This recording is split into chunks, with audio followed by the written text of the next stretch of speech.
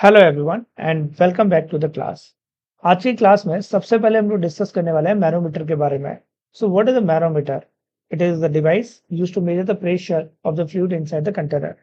किसी भी कंटेनर के अंदर फ्लूइड का क्या प्रेशर है, ये हम लोग मैनोमीटर की हेल्प से फाइंड आउट कर सकते हैं। करेक्ट।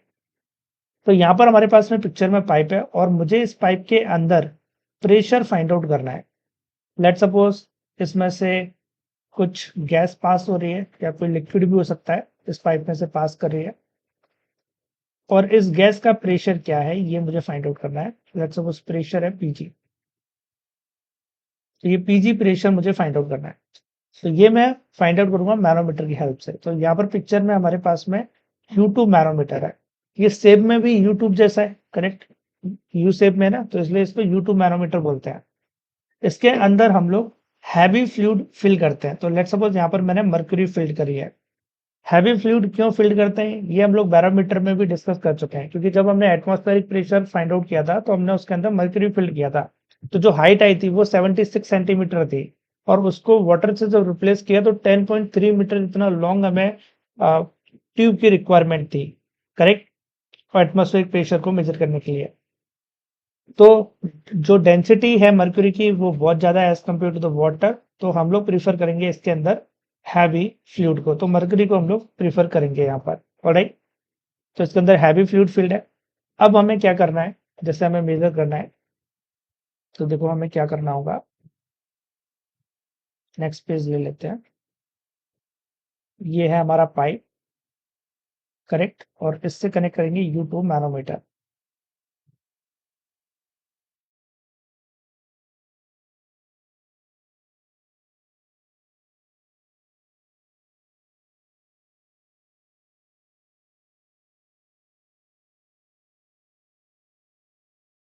एक एंड मैंने कनेक्ट कर दिया पाइप से और ये है हमारा दूसरा एंड।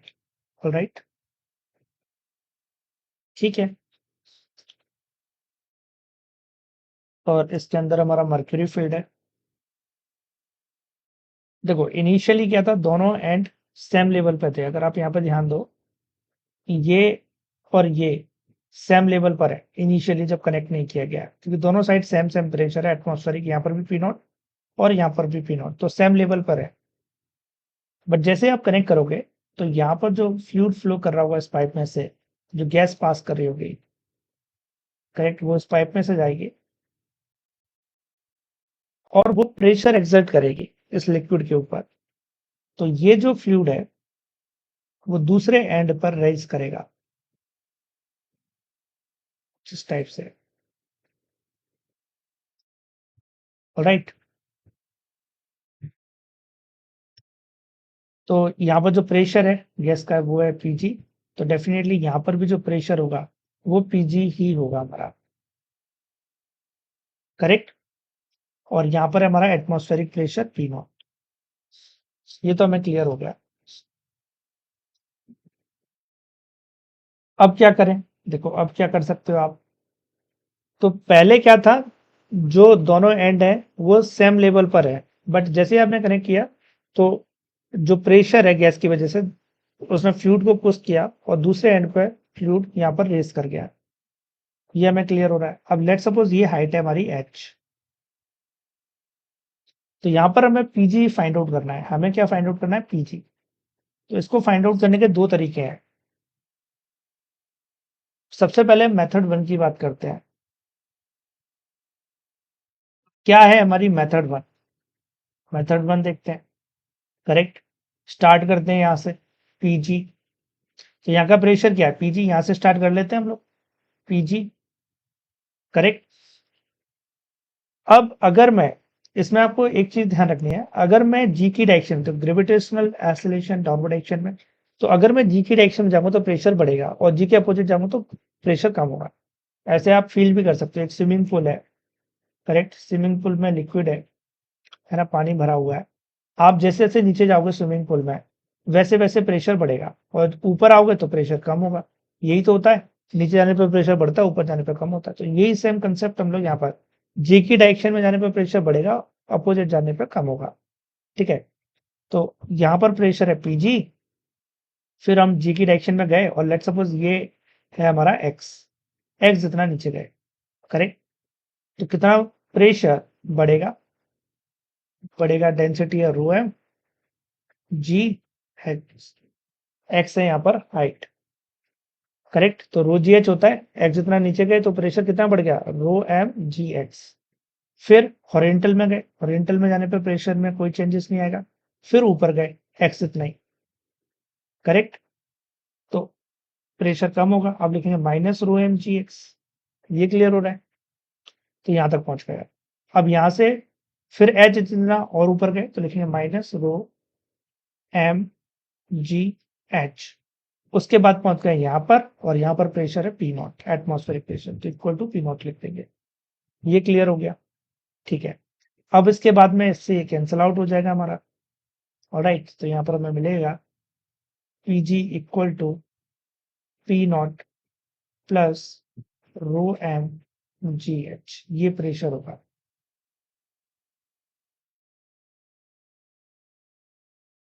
ये प्रेशर ड्यू टू गैस होगा, P naught plus rho M G H. अब मेथड 2 देखते हैं, सेकंड मेथड हमारी क्या है। मेथड 2 देखते हैं। देखो मेथड 2 में क्या करना है, रेफरेंस लेना है, रेफरेंस लाइन। तो रेफरेंस लाइन तो हमें दिख ही रही है। जब आप रेफरेंस लाइन ले रहे हो तो एक चीज का हमें ध्यान रखना है, जहां पर भी आप रेफरेंस लाइन लोगे उसके नीचे वाला फ्लूइड सेम होना चाहिए, क्योंकि अभी पूरा सिस्टम इक्विलिब्रियम कंडीशन में, पूरा सिस्टम इक्विलिब्रियम कंडीशन में है, तो नीचे जो फ्लूइड अगर सेम है तो प्रेशर सेम होगा। तो अगर नीचे का प्रेशर सेम है तो ऊपर का भी सेम होना चाहिए, करेक्ट। इसलिए रेफरेंस लाइन आप जहां पर भी लोगे उसके नीचे का फ्लूइड सेम होगा, तो ये इसको कैंसिल आउट कर देगा, करेक्ट। ये इसको कैंसिल आउट करेगा, ये प्रेशर इसको कैंसिल आउट करेगा। तो प्रेशर नीचे का सेम है तो ऊपर का भी सेम होना चाहिए, क्योंकि अभी सिस्टम पूरा इक्विलिब्रियम है। ऐसा नहीं कि अभी फ्लूइड ऊपर भाग रहा है, अभी रुका हुआ है। इक्विलिब्रियम कंडीशन में जब आ जाएगा पूरा सिस्टम तभी हम रीडिंग लेते हैं इसमें, करेक्ट। ऐसा नहीं लगाया और तुरंत रीडिंग ले लोगे। अगर फ्लूइड रेज अप हो रहा है तब उस टाइम पर आपने रीडिंग ली, उसका कोई सेंस नहीं है, इक्विलिब्रियम में होना चाहिए। तो अगर नीचे का सेम है प्रेशर तो डेफिनेटली ऊपर का भी सेम होना चाहिए। तो जितना प्रेशर यहाँ पर होगा उतना ही प्रेशर यहाँ पर भी होगा। अब यहाँ पर तो प्रेशर पीजी है, ये तो हमें समझ में आ ही रहा है, और यहाँ का प्रेशर है, करेक्ट, कितना होगा, atmospheric pressure P naught plus rho जी एच। ये क्लियर हो रहा है। तो देखो ये रिजल्ट और ये रिजल्ट सेम ही है, करेक्ट। तो जब कोई छोटा क्वेश्चन है तो आप मेथड 2 से कर सकते हो, लेकिन अगर एक लॉन्ग ट्यूब है, करेक्ट, लॉन्ग ट्यूब हो और मल्टी मैनोमीटर हो, कुछ इस टाइप से शेप में मल्टी मैनोमीटर हो, थोड़ा कॉम्प्लेक्स टाइप का, डिफरेंट डिफरेंट फ्लूइड भी भरे हुए हैं, तब हम रेफरेंस नहीं लेते, तब हम लोग यूज करते हैं मेथड नंबर 1। तो जब हमारे पास मल्टी मैनोमीटर होगी उस टाइम पर हम लोग यूज करेंगे मेथड नंबर 1, और जब कोई सिंपल सा क्वेश्चन है तो मेथड नंबर 2 से सिंपली क्वेश्चन कर लेंगे। ऑलराइट, तो आई होप आपको ये दोनों मेथड क्लियर हुई होंगी। अब हम लोग इससे आगे क्वेश्चन देखेंगे, करेक्ट। और अगर थोड़ा सा कॉम्प्लेक्स क्वेश्चन है तो आप मेथड नंबर 1 यूज करोगे, अदरवाइज मेथड नंबर 2। नोट कर लो, फिर आगे बढ़ते हैं। Let's see this question. A beaker contains 3 immiscible liquid with a density rho, 2 rho, 3 rho. Find the pressure at the bottom. तो इस क्वेश्चन में हमें pressure at the bottom find out करना है।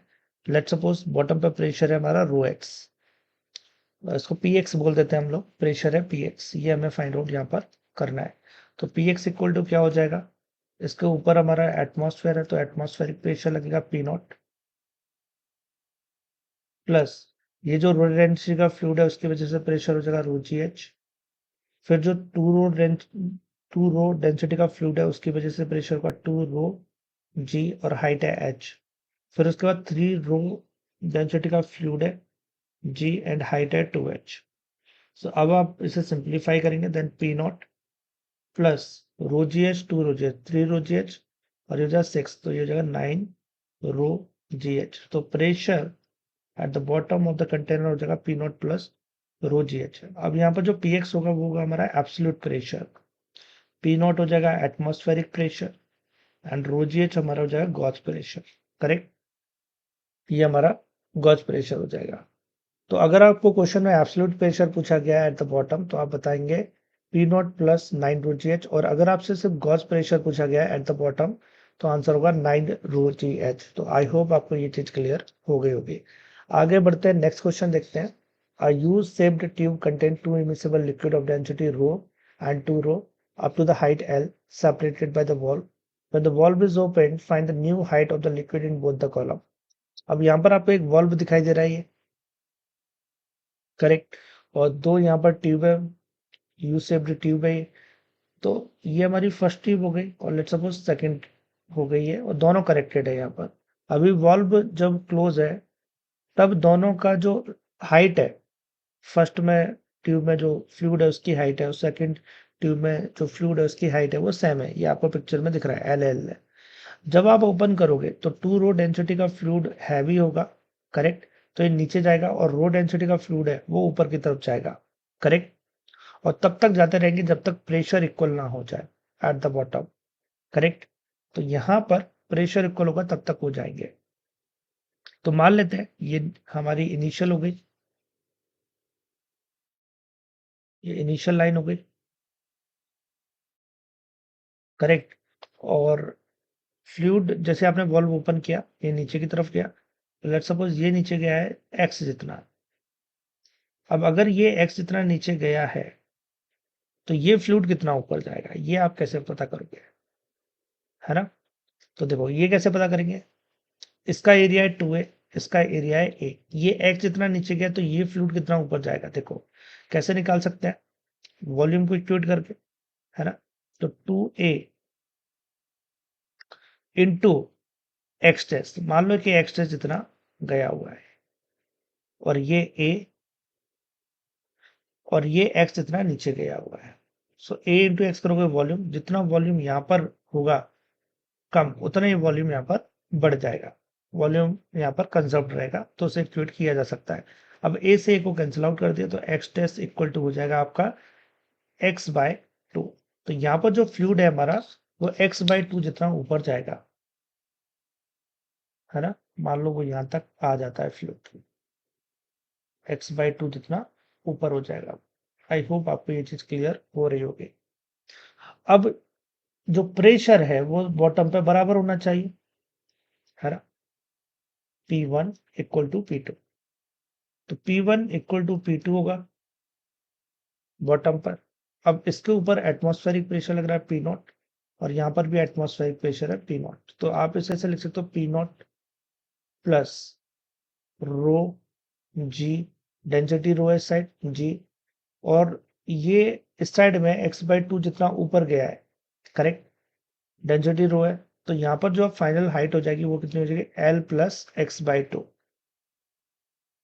Alright, P2 equal to pressure at the bottom, यहाँ पर P0 plus, यहाँ पर डेंसिटी है 2 रो जी, और यहाँ पर x इतना नीचे गया तो आप लिखेंगे L माइनस एक्स। तो आई होप आपको ये चीज क्लियर हो गई होगी। अब इसको सिंप्लीफाई करो, P0 से P0 और रोजी से रोजी को कैंसिल आउट कर दो।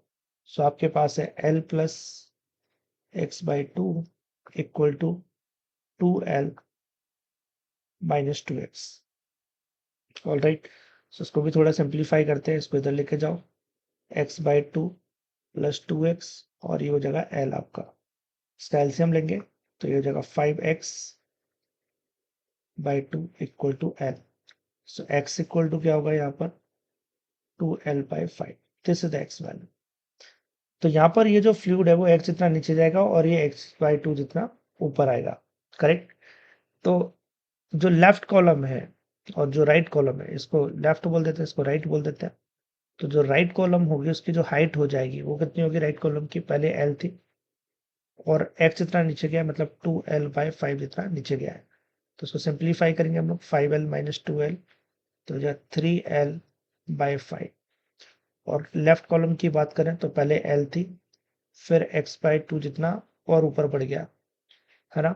x बाई 2 मतलब x की वैल्यू 2L बाई 5 है तो x बाई 2 की वैल्यू L बाई 5 हो जाएगी, तो L प्लस L बाई 5। सो ये कितना हो जाएगा हमारा 6L by 5। This is the answer. तो आई होप आपको ये चीज क्लियर हुई होगी कैसे इसको सॉल्व करना है। सो आगे बढ़ते हैं, नेक्स्ट देखते हैं एक और question. A U2 with both ends open to the atmosphere is partially filled with water oil which is immiscible with water is poured into one side until it stands at a distance of 10 mm of the water level on the other side. Meanwhile, the water rises by 65 mm from its original level. See the diagram. The density of the oil is what? तो इस question में density of oil पूछ रहा है कितनी होनी चाहिए. सो देखो इस क्वेश्चन को हम कैसे सॉल्व करेंगे. डेंसिटी ऑफ द ऑयल, ये रेड कलर से मैंने बना दिया इसको. इधर हमारा फील्ड है वाटर, तो ये पूरा वाटर है. इसे ब्लू कलर से मैंने कर दिया. अब हमें क्या बताना है, डेंसिटी ऑफ ऑयल बतानी है. अगर मैं इसको रेफरेंस लाइन लूंगा, ये बीसी को रेफरेंस लाइन लेंगे. रेफरेंस लाइन जब भी चूज करेंगे तो उसके नीचे जो फ्लूइड होना चाहिए सेम होना चाहिए. तो नीचे दोनों साइड वाटर है ना. तो ये हो गई हमारी रेफरेंस लाइन. इसको रेफरेंस लाइन ले लेंगे. उसके बाद में pressure at the B point लिखेंगे and pressure at C point लिखेंगे. दोनों सेम होना चाहिए.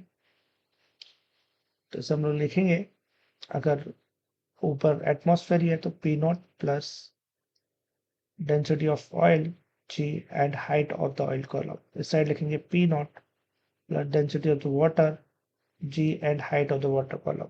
करेक्ट. उसके बाद में पी नॉट से पी नॉट को कैंसिल आउट कर दो, जी से जी को कैंसिल आउट कर दो. So what we will get here, we will get rho naught H naught equal to rho W H W. Correct. अब इसमें हमें फाइंड आउट क्या करना है, इसमें हमें फाइंड आउट करना है density of the oil. So density of the oil हो जाए density of the water, height of the water column divided by height of the oil column. Density of the water is what? It is 1000. इसे 1000 लेते हैं. Height of the water column 65 plus 65, it is 130 mm divided by 65 plus 10, it is 140. इसे आप solve करो तो approx आपको मिल जाएगा 928 kg per meter cube. This is the density of the oil. तो डेंसिटी ऑफ ऑयल आपको 928 kg पर metre cube मिलेगा और यही आपका फाइनल आंसर होगा इस क्वेश्चन में. तो करेक्ट आंसर हो जाएगा ऑप्शन डी. करेक्ट. तो इसमें एक चीज का ध्यान रखना, जब आप रेफरेंस लोगे तो नीचे का जो फ्लूइड होना चाहिए वो सेम होना चाहिए, तभी आप ऊपर का फ्लूइड का प्रेशर सेम लिख सकते हो. नेक्स्ट क्वेश्चन है, a U-tube of uniform cross-section area and open to the atmosphere is partially filled with mercury. What then poured into both the arms? What is the equilibrium configuration of the tube as shown in the figure with H2 equal to 1 centimeter? Determine the value of H1. हमें H1 value find out sir find out करनी है. तो कैसे करेंगे, है ना. कैसे करेंगे इसको, U2 cross section area open the atmosphere partially filled with the mercury, water then poured into both the. तो यहाँ पर आपको मर्क्यूरी दिखाई दे रही है और यहाँ पर वाटर को किया गया है और अभी इक्विलिब्रियम कंडीशन है ये. करेक्ट. करेक्ट. अब इसमें रेफरेंस हमें कहाँ लेना चाहिए, तो हमने ऑलरेडी डिस्कस कर चुके. रेफरेंस कहाँ लेंगे, जहां पर जिसके नीचे फ्लूइड सेम होगा. तो रेफरेंस हमारा यहाँ से जाएगी लाइन. करेक्ट. अब pressure at the one point लिखेंगे P1 equal to P2. So what is the P1 here, it is the, देखो इसके ऊपर वाटर है तो रो डब्ल्यू, है ना. अब इसकी हाइट हमें नहीं पता है तो इसकी हाइट H3 अज्यूम कर लेते हैं. So rho W, correct, H1 plus H2 plus H3 into g, rho जी एच. और P2 कितना हो जाएगा हमारा, रो डब्ल्यू H3 और फिर इसके बाद रो मर्क्यूरी, करेक्ट, एंड H2. ये हो जाएगा. अब से आप सिंप्लीफाई करोगे then you will get H1. आपको क्या फाइंड आउट करना था इसमें, H1 फाइंड आउट. H1 आपको मिल जाएगा और H3 से H3 कैंसिल आउट यहाँ पर हो जाएगा, ये इसको कैंसिल आउट कर देगा. करेक्ट.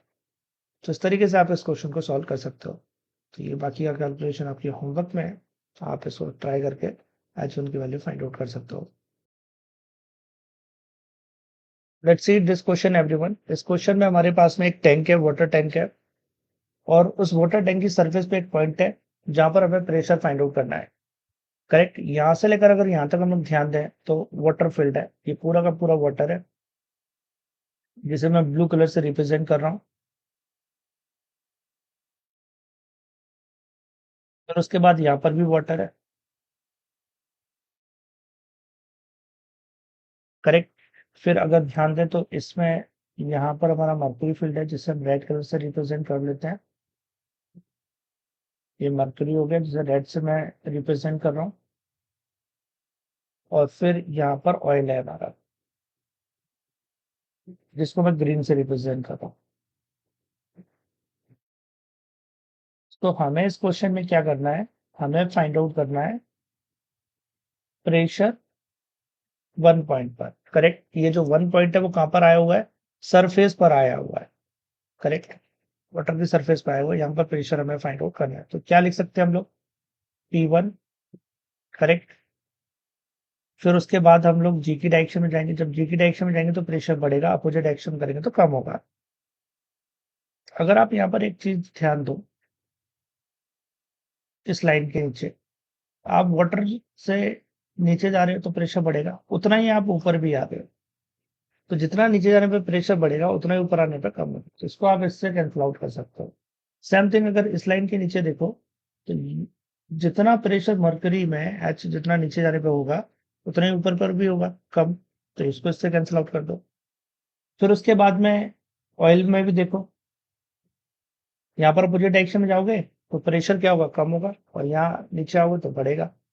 जितना कम होगा ऊपर जाने पर उतना ही कम होगा नीचे आने पर, तो इससे इसको कैंसिल आउट कर दो।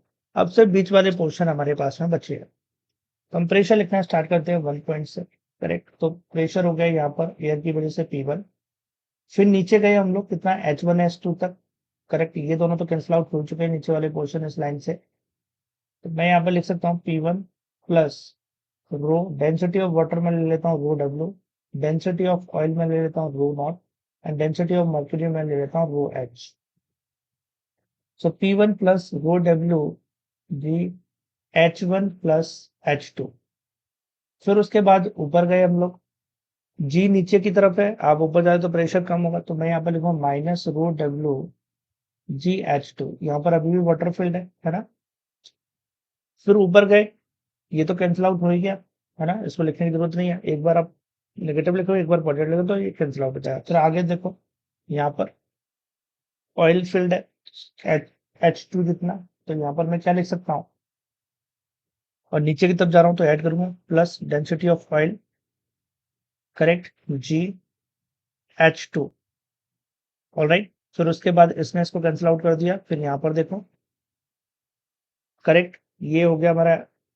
उसके बाद में मर्क्यूरी, और कितना ऊपर तक जा रहे हैं H3 तक, तो यहाँ पर माइनस करना पड़ेगा क्योंकि जी नीचे की तरफ है, उसके अपोजिट डायरेक्शन में जा रहे हैं। तो यहाँ पर हम लोग क्या लिखेंगे, density of mercury G H3 minus क्यों आया, क्योंकि जी नीचे की तरफ अपोजिट जा रहे हैं, इक्वल टू एटमॉस्फेरिक प्रेशर। ये जो सेकंड पॉइंट है यहाँ पर प्रेशर एटमॉस्फेरिक प्रेशर के बराबर होगा। करेक्ट, यहाँ पर लिखेंगे एटमॉस्फेरिक प्रेशर।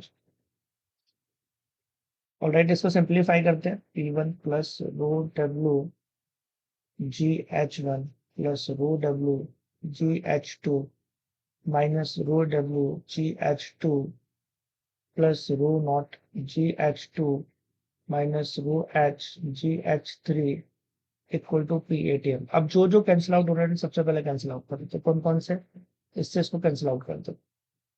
हमें P1 चाहिए था, सो P1 को हम क्या लिख सकते हैं, कि atmospheric pressure minus rho W जी H1। Correct, minus rho naught G H2 plus rho H G H3। ये आपका आंसर हो जाएगा। अब जैसे एटमॉस्फेरिक प्रेशर हमें पता है कि 1.013 10⁵ पास्कल होता है, तो उसकी वैल्यू हम रख सकते हैं। डेंसिटी ऑफ वाटर अगर लेट्स सपोज क्वेश्चन में गिवन है 1000 kg, तो वो रख देंगे हम लोग। Density of oil let's suppose हमें गिवन है 850 kg पर मीटर क्यूब, तो वो रख दो आप। करेक्ट, फिर उसके बाद डेंसिटी ऑफ मर्क्यूरी भी हमें पता है, वो कितनी होगी 13,600 kg पर मीटर क्यूब। तो अगर ये चीजें गिवन है और आपको H1 H2 भी क्वेश्चन में गिवन है और H3 भी गिवन है, करेक्ट, H1 भी गिवन है, H2 भी गिवन है, H3 भी गिवन है क्वेश्चन के अंदर, तो आप सारी वैल्यूज पुट करके इसे सिंप्लीफाई करोगे and you will get the answer. Correct, अगर H1 H2 गिवन है और एटमॉस्फेरिक प्रेशर तो हमें पता ही है कितना होता है, 1.013 × 10⁵, और यहाँ पे लिखेंगे पास्कल या फिर न्यूटन पर मीटर स्क्वायर। तो ये सारी चीजें अगर आपको पता है, एटमॉस्फेरिक डेंसिटी ये सारी गिवन है, आप इसमें इक्वेशन में पुट करेंगे and you will get the pressure at the P1 point. तो इस तरीके से आपको इस टाइप के लेंथी क्वेश्चन सॉल्व करने हैं। अब इसमें इस टाइप का भी क्वेश्चन हो सकता है, जैसे मान लो कि दो पाइप है, एक पाइप इधर है, एक पाइप इधर है, बीच में ट्यूब कनेक्टेड है कुछ इस टाइप से। तो जैसे मैंने आपको ये क्वेश्चन करके बताया, वैसे ही आप इस क्वेश्चन को भी सॉल्व कर सकते हो। करेक्ट। आपको क्या ध्यान रखना है, अगर आप जी की डायरेक्शन में जा रहे हो तो प्लस करोगे, और जी की अपोजिट डायरेक्शन में चाहोगे तो माइनस करोगे।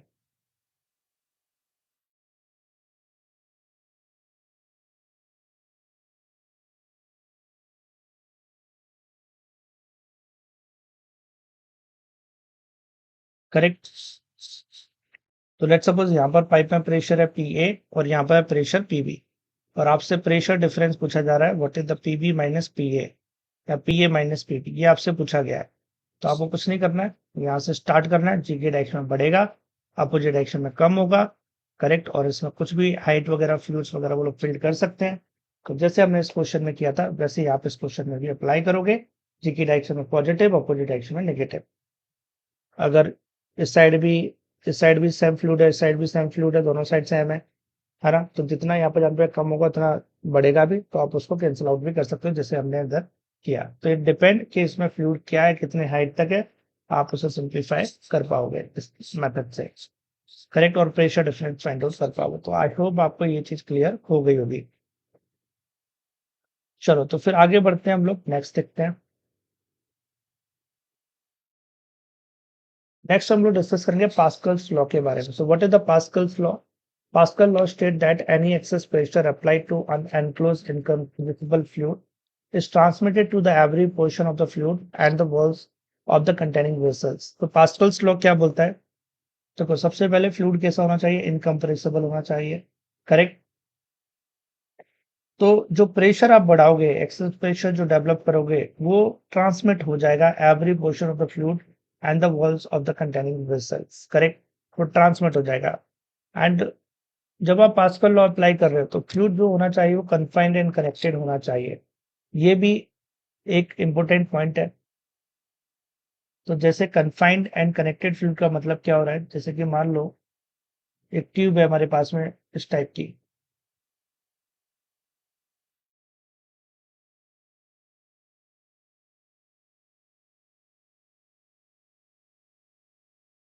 करेक्ट, इस टाइप की ट्यूब है और उसमें फ्लूइड फिल्ड है। तो यहाँ तक फ्लूइड फिल्ड है, लेट्स सपोज वाटर, और यहाँ पर कुछ भी नहीं है बीच में, फिर यहाँ पर वाटर है। तो अब आप यहाँ पर जो प्रेशर बढ़ाओगे उतना प्रेशर आपको यहाँ पर देखने को नहीं मिलेगा। तो यहाँ पर पास्कल लॉ एप्लीकेबल नहीं होगा, क्योंकि फ्लूइड इज नॉट कनेक्टेड। आप देख सकते हो फ्लूइड कनेक्टेड नहीं है। फ्लूइड का कनेक्टेड होना जरूरी है, तभी पास्कल लॉ एप्लीकेबल होगा। और थोड़ा इसके बारे में समझते हैं। अब मान लो कि हम लोग कुछ इस टाइप से एक कंटेनर ड्रॉ कर लेते हैं।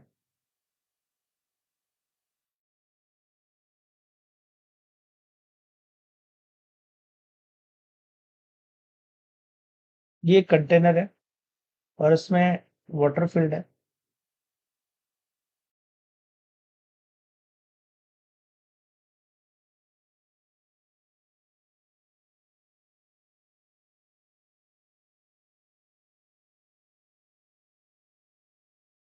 अब हम लोग यहाँ पर क्या कर रहे हैं, एक सिलेंडर अप्लाई करते हैं, सिलेंडर बना लेते हैं,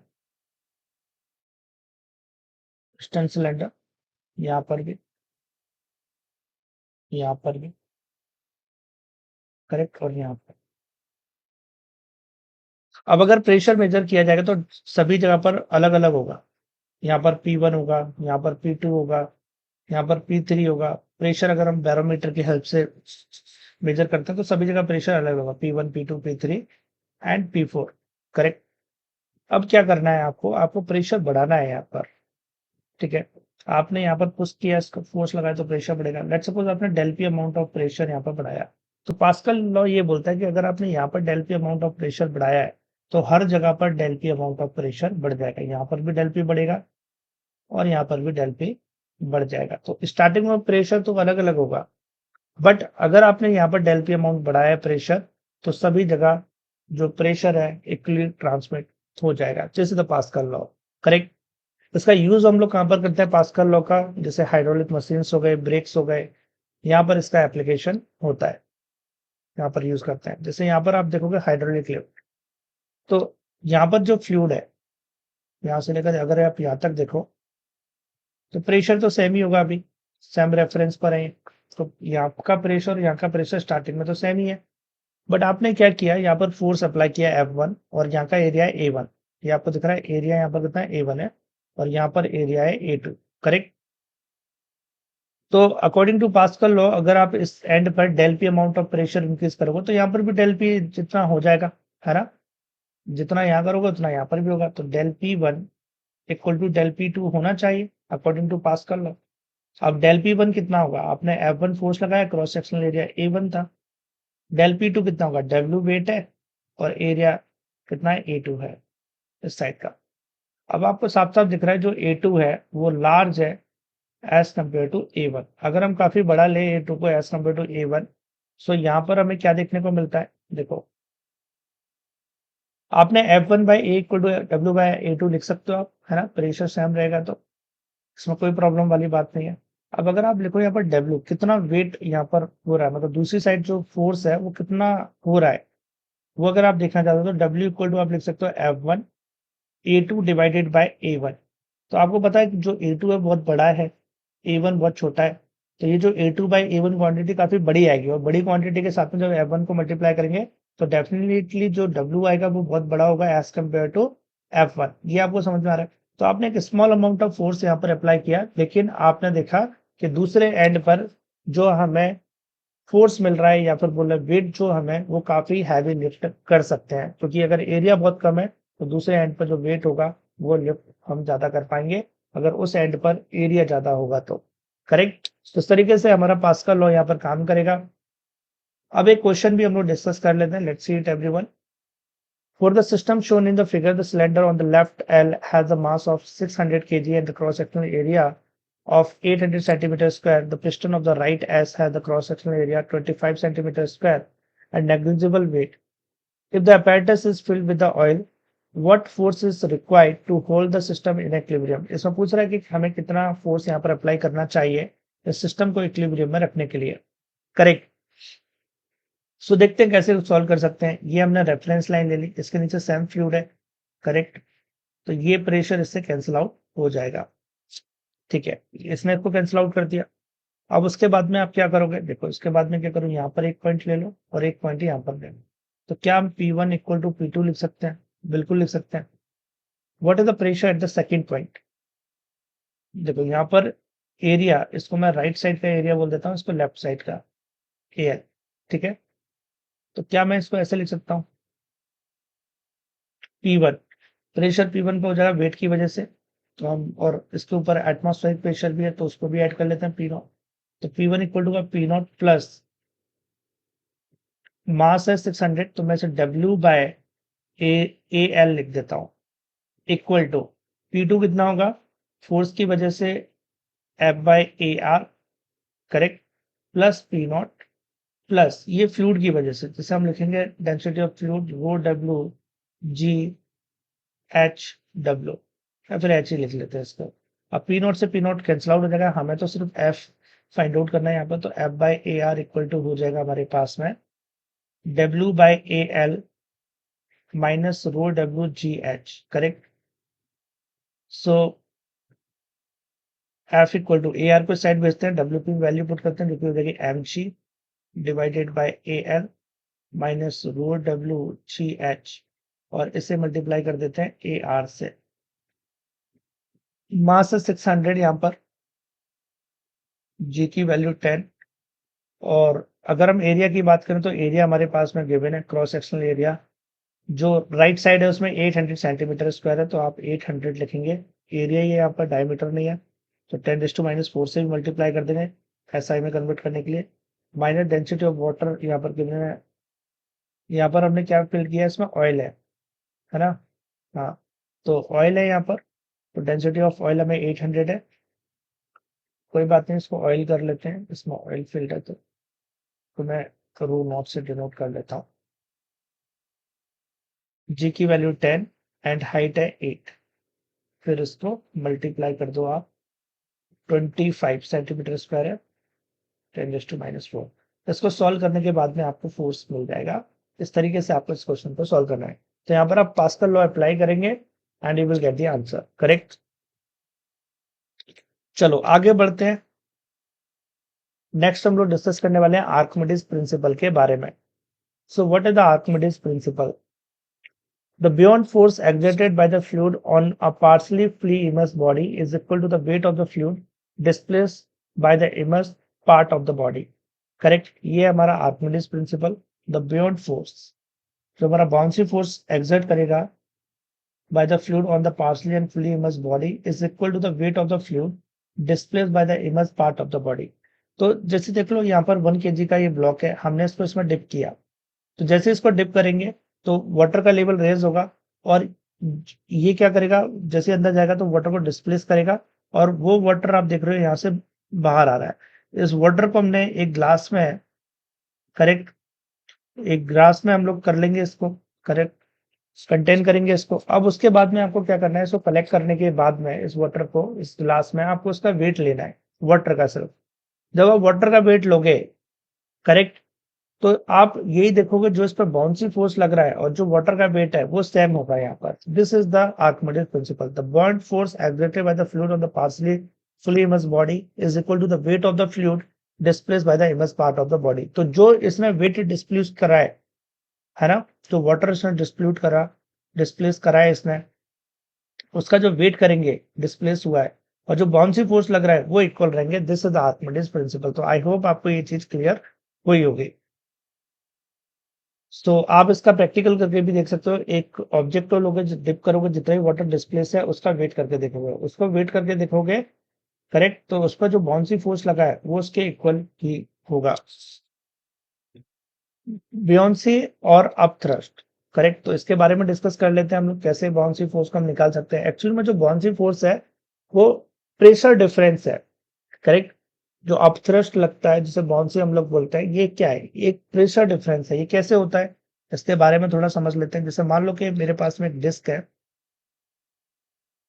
यहाँ से हम लोग डिस्क को ड्रॉ कर लेते हैं, ये डिस्क है, ओके, ये डिस्क हो गई हमारी।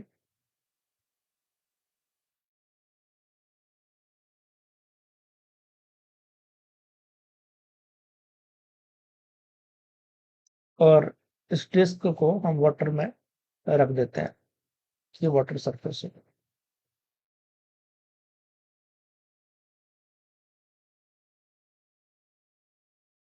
ये डिप कर दी गई है, ये पूरा वाटर है इसके चारों तरफ, ठीक है, ये फ्री सरफेस है।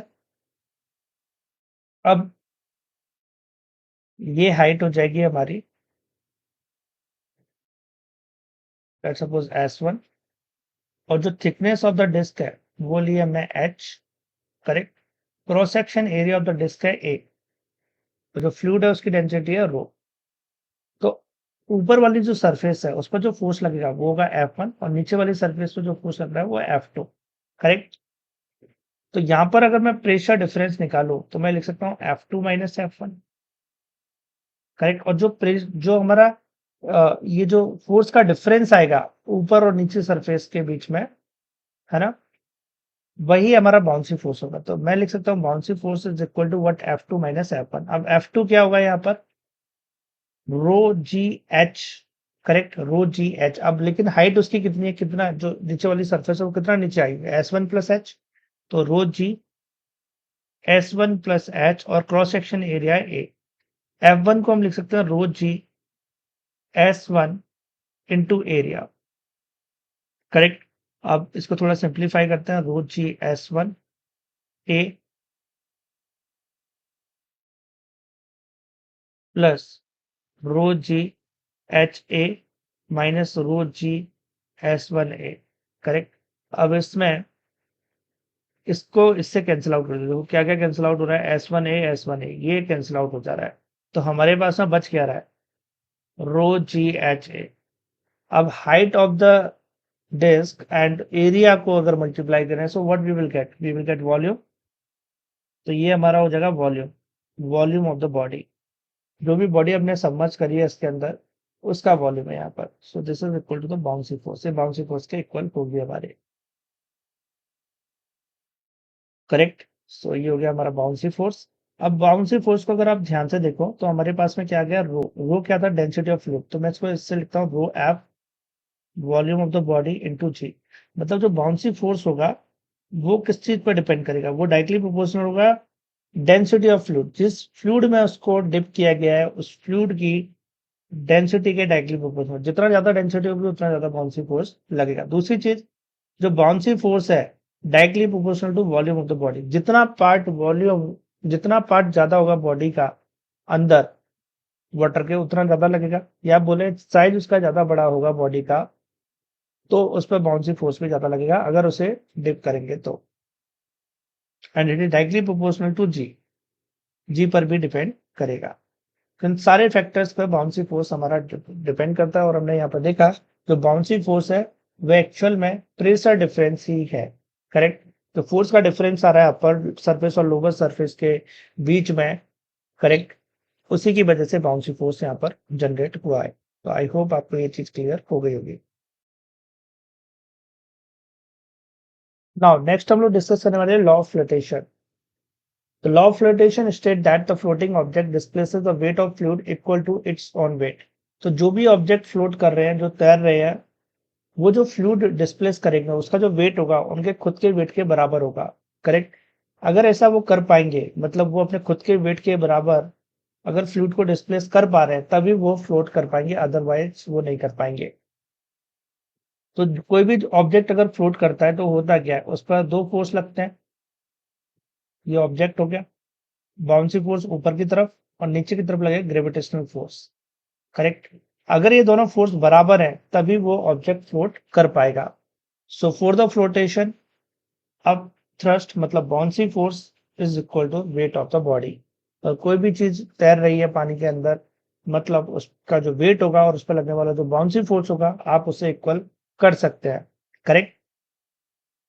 ऑलराइट, सो आई होप आपको ये चीज क्लियर हो गई होगी। अब यहाँ पर कुछ और पॉइंट्स है जो हमें याद रखने चाहिए, जैसे डेंसिटी ऑफ जो ऑब्जेक्ट है हमारा, है ना, जो मैटर है, अगर उसकी डेंसिटी ज्यादा है लिक्विड से जिसमें उसको डिप किया गया है, जैसे यहाँ पर ये लिक्विड हो गया, उसकी डेंसिटी से ज्यादा है, उसकी डेंसिटी रो एम है ना। तो जो मैटर है उसकी जो डेंसिटी है वो ज्यादा है as compare to the liquid, तो ऑब्जेक्ट जो हमारा होगा वो सिंक कर जाएगा, body sink to the bottom. अगर दोनों की बराबर है ना, जो हमारा मैटर है, ऑब्जेक्ट है, उसकी डेंसिटी और लिक्विड की डेंसिटी जिसमें उसको डिप किया है वो इक्वल है, तो बॉडी हमारी फ्लोट करेगी एंड एंटायरली सबमर्ज रहेगी, वो पूरी की पूरी अंदर रहेगी। और अगर डेंसिटी ऑफ लिक्विड ज्यादा है ना, डेंसिटी ऑफ द ऑब्जेक्ट, तो बॉडी फ्लोट पार्सली सबमर्ज, वो पार्सली सबमर्ज रहेगी। सो ये तीनों पॉइंट भी आपको याद रखने हैं।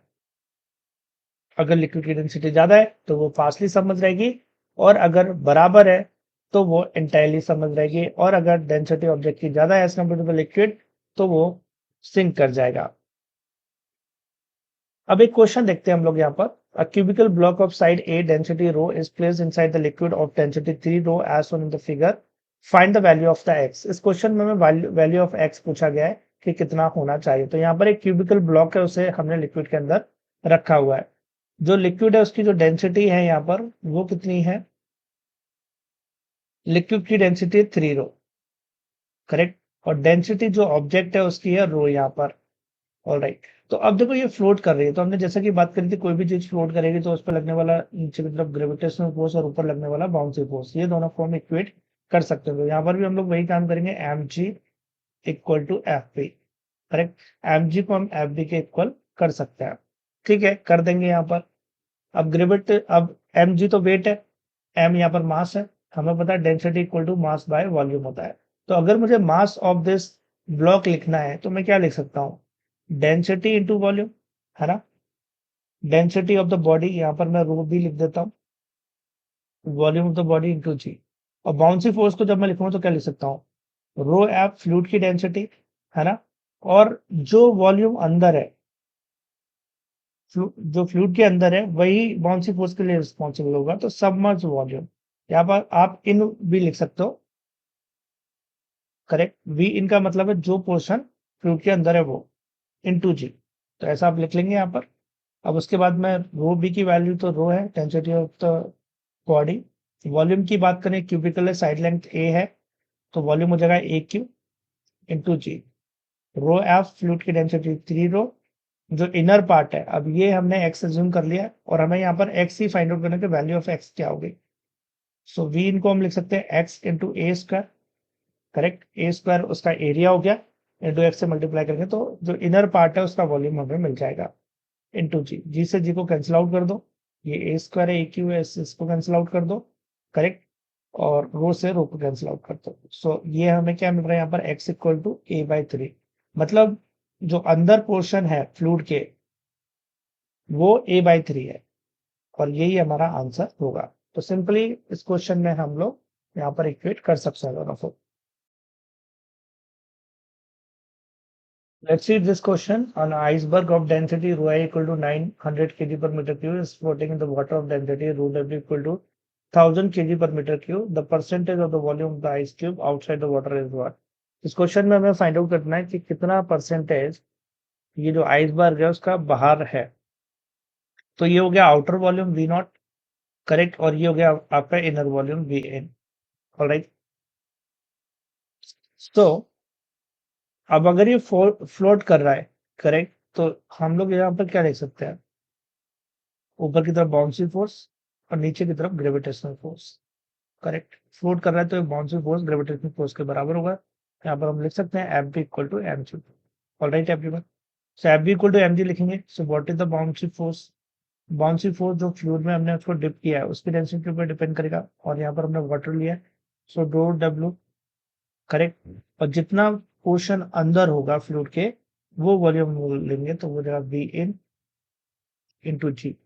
मास लिखेंगे तो density of the iceberg into total volume of the body into ji. Correct, जी से जी को कैंसिल आउट कर देते हैं तो यहाँ पर हमें मिल जाएगा V in by V total equal to, क्या मिल रहा है, V in by V total equal to हमें मिल रहा है यहाँ पर rho I divided by rho W. So what is the density of iceberg? It is 900, and density of water is what is it is 1000. V in by V total.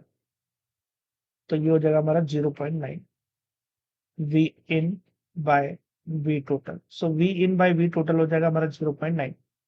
अब इसके बाद में हम लोग क्या करें, देखो इसके बाद में और हम लोग क्या कर सकते हैं। Let's see it everyone. V in by V total हमें मिल चुका है। सो देखो हमें क्या फाइंड आउट करना है, percentage of the volume of the ice cube outside the water. मतलब हमें फाइंड आउट करना है V naught by V total into 100, ये हमें फाइंड आउट करना है।